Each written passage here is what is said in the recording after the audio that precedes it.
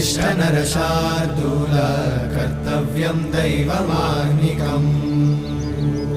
उत्तिष्ठोत्तिष्ठ गोविन्द उत्तिष्ठ गरुडध्वज उत्तिष्ठ कमलाकान्त त्रैलोक्यं मङ्गलं कुरु उत्तिष्ठोत्तिष्ठ गोविन्द उत्तिष्ठ गरुडध्वज उत्तिष्ठ कमलाकान्त त्रैलोक्यं मङ्गलं कुरु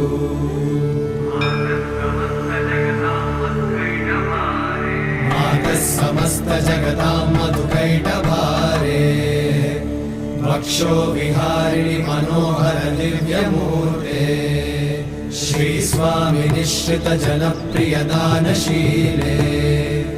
श्रीवेङ्कटेश दयिते तव सुप्रभातम् तव सुप्रभातमरविन्दलोचने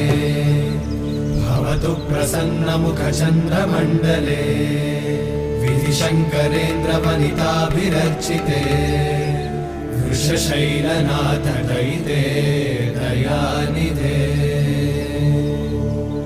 अत्यादि सप्त ऋषयः समुपास्य सन्ध्या